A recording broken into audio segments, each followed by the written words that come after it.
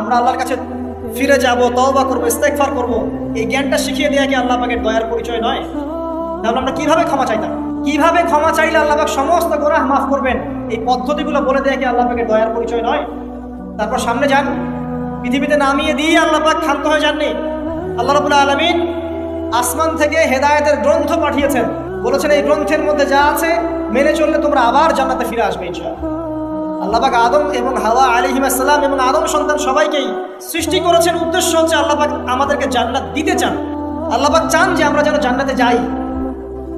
যদি আমরা জান্নাতে যেতে না পারি পরকালে, একটা কারণে যেতে পারবো না, অনলি একটা কারণ, সেটা হলো আমাদের নিজের দোষে।